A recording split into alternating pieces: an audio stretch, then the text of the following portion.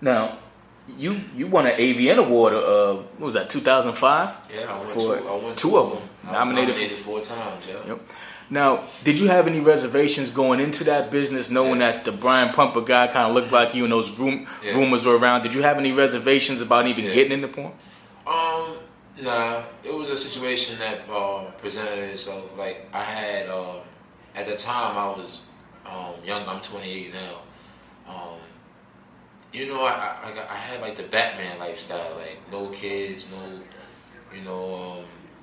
no main girl. So it was like it was nothing for me to worry about. Like I could have that image of being a playboy and be out there. And I figure why not take advantage of it? Like even my mother, she'll tell me like you better go get the money. You know what I mean? Like at the end of the day, I know who you are. You're my kid. You know what I mean? So, and it's $1 billion business. So. It exists without you paying attention or not. So it was something I figured I might as well venture off into because if whoever sees it, you're seeing it in a particular market. So if you were in that store, then you understand, you can appreciate what this is for. You know what I'm saying? Where if you buy a kid's game or something like that, or if I did Yo Gabba Gabba, you ain't gonna see it unless you watch that show.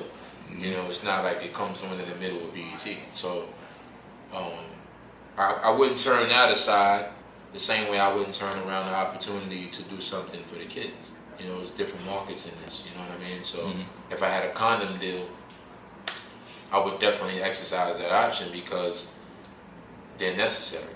I just did a concert in Houston where they had a benefit and they actually tested over 15,000 kids, like 15,000 people, for AIDS. So these are things that are out there. As much as you want to just turn your head, they exist, and you can't be shy with certain things. Like school starts at your house.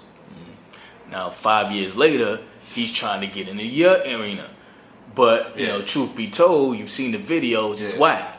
Do you think that that's insulting as a musician for him to attempt that? Kind of like what's the guy, the football dude that said he could just come in and play ball if they have a strike. Do you think that's insulting to your field? I think that well, for one, hip hop is like one of the only professions that you don't have to have a GED for. So it's like something that you could do 10 years in jail, come home and want to be a rapper. You could wake up and want to be a rapper. You could be a ball player and want to be a rapper. It's no requirements opposed to how you feel about yourself. It's just you. If you feel like you're the best, then you could rap. But if I said, yo, you want to go try out for the Giants, then you got to get your ass on that field and do all the exercises and the workouts that they do. So you would probably give up a lot faster. That's why hip hop has a lane and a comfortability where people feel like they could just do it. Oh, if he did it, I could do it. Do you think that rappers saying I'm a hustler, I'm not a rapper? Do you think rappers contribute to people thinking that it's easy to rap? Yeah.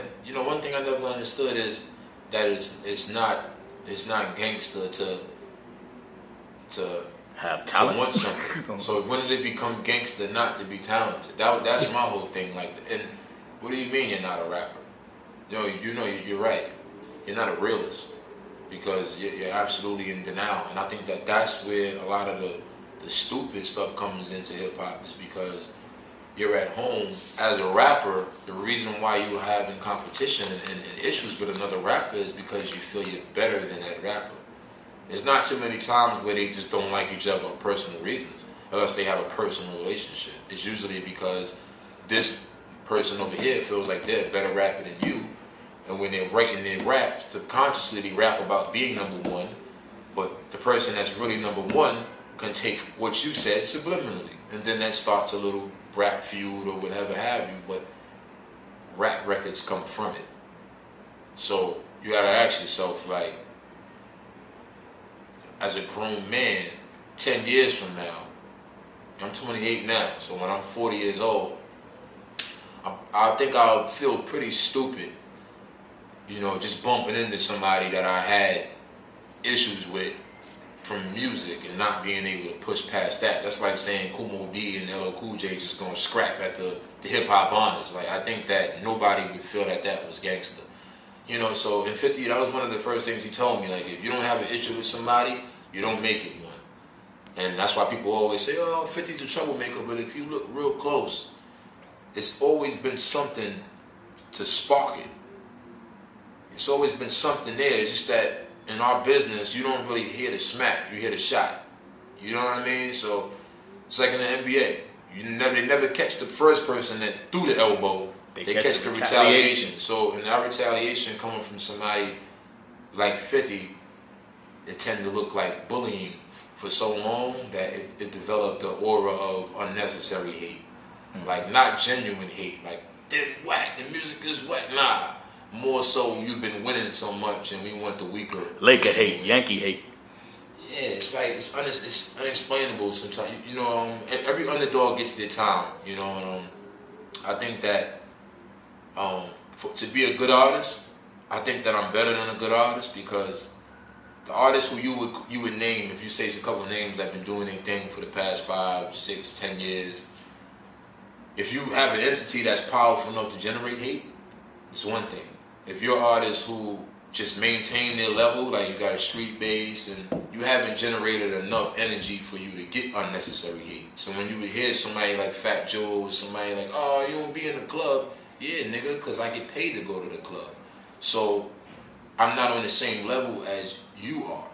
Like, you could go in the supermarket and make your own sandwich. You understand what I'm saying? Like, might not ruffle anybody's feathers. So it's a difference between the artists, you understand what I'm saying? And you just gotta come to realization, man, of who you are as an artist, man, and what makes sense to you. If you want to be number one and you know you want to rap battle and all that, then that's fine. I just feel like music is turning back full circle, and people are starting to pay more attention to lyricists at the moment. And especially coming from an independent space, you know, I hope to capitalize on what I'm doing, and at the same time, profit from it.